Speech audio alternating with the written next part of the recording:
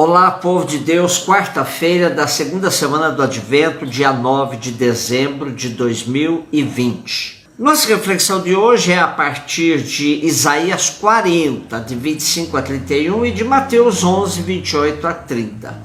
Esse trecho de hoje, do segundo profeta Isaías, afirma com força a exclusividade do Deus de Israel. Não há outro que possa ser comparado com Javé. Esse Deus único e incomparável é incansável na defesa do pequeno e do fraco. Portanto, não há justificativa para o desânimo. E o mais importante é assumir a reconstrução de Jerusalém com todas as estruturas para que a identidade do povo seja assegurada. Essa é a missão do profeta: enfrentar a falta de esperança do povo e incentivá-lo a ter asas como a águia, correr sem cessar e marchar sem desfalecer-se. A experiência dura do exílio não pode ser usada como subterfúgio pelos que não acreditam na força do Deus de Israel. Eram tempos difíceis onde se forjava uma visão de Deus em meio a tantas outras, em contato com povos fortes e dominadores. Preservar a verdadeira imagem de Deus era também a missão dos profetas. Importantíssimo debater até hoje que imagem de Deus temos nós. A que Deus, o nosso povo, se dirige em suas orações e suas devoções. Interessante a reflexão do espanhol Carlos Domínguez Morano em seu famoso livro Crer Depois de Freud, onde ele aborda o Deus da infância até o Deus de Jesus. Quantas vezes cultuamos o Deus que projetamos e que nem sempre bate com o Deus revelado por e em Jesus? O teólogo galego Andrés Torres Queiruga nos desafia dizendo: dize-me como é teu Deus e eu te direi como é tua visão do mundo. Ou dize-me como é tua visão do mundo e eu te direi como é teu Deus. Mateus 11, de 28 a 30. E no Evangelho temos uma visão de Jesus que não é a única sobre ele. Afirmar que Jesus é manso e humilde de coração pode não combinar com a cena dele entrando no templo, expulsando a todos os que fizeram da casa de oração um covil de ladrões. Importante situarmos o texto de hoje no seu contexto, para que não façamos uma imagem meramente parcial de Jesus, que também era manso e humilde de coração, mas não só isso.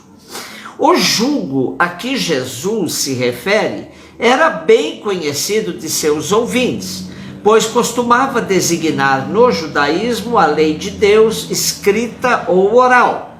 Este jugo nem sempre era sentido como algo pesado ou ofensivo. A alegria do jugo também era experimentada no judaísmo.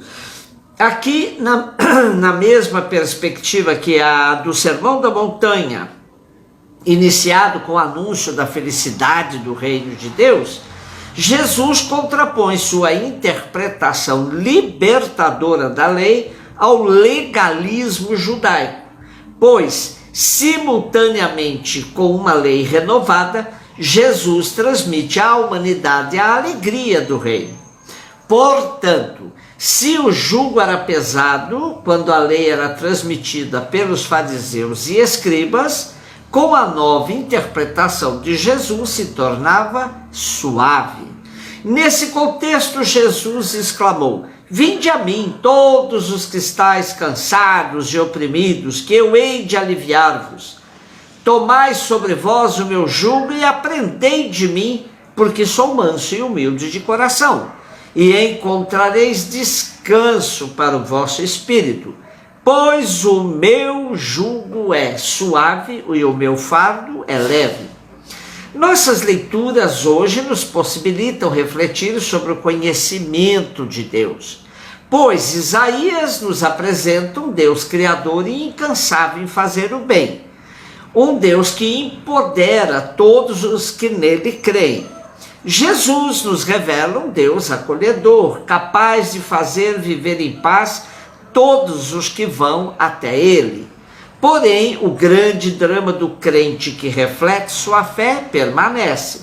Pois, se Deus pode eliminar o mal e não o faz, como entendê-lo em sua misericórdia?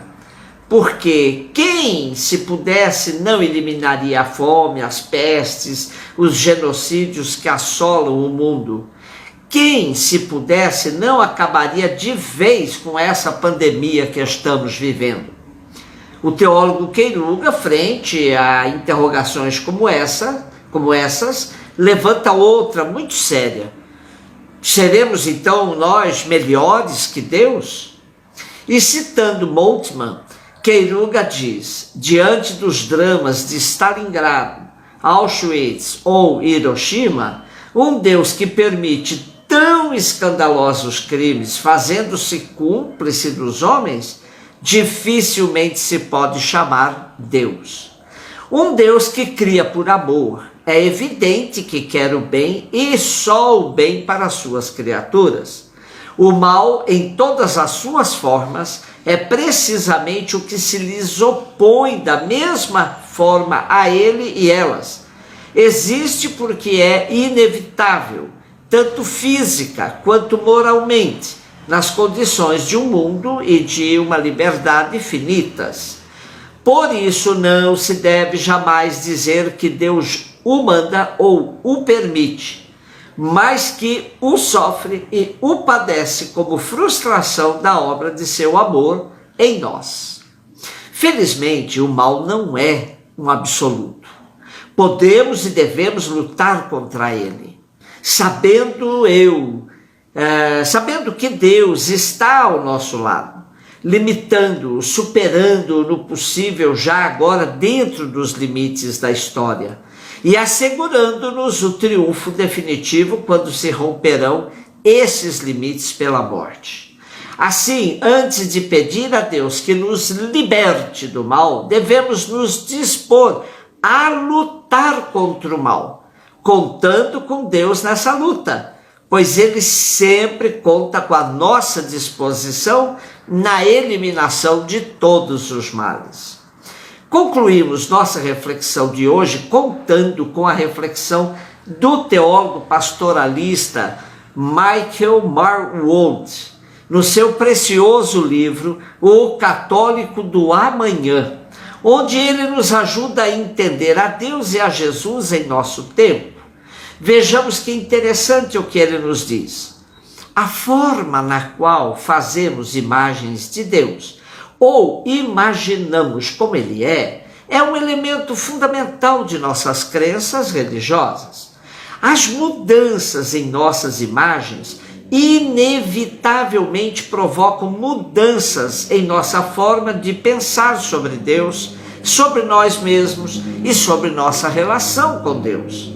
Por exemplo, se mudamos de imaginar a Deus como um juiz pronto para castigar, para um Deus compassivo, misericordioso e infinitamente amoroso, esta mudança em nossa imagem seguramente nos levará a mudar a forma em que rezamos, que fazemos nosso culto e nos olhamos a nós mesmos em relação a Deus. E ao mesmo tempo, seguramente, nos tirará o medo e nos deixará em uma grande paz interior. Cada um de nós recorda provavelmente um momento da vida que o levou a mudar sua imagem de Deus, e também momentos que nos levaram a levantar uma série de perguntas, tais como: por que Deus permitiu que isso ou aquilo acontecesse? Onde estava Deus quando isso aconteceu? Essas perguntas revelam a imagem de Deus que temos, que muitas vezes concebemos Deus à nossa imagem e semelhança. Projetamos Deus do jeitinho que o queremos. Somente, de fato, nos encharcando do Deus revelado por Jesus, podemos corrigir as imagens de Deus, que muitas vezes criamos a partir de nossas fantasias. E assim, precisamos dar um passo, caminhar de uma fé em Jesus para a fé de Jesus. Aí chegaremos mais próximos do Deus de Jesus. Um beijo no seu coração.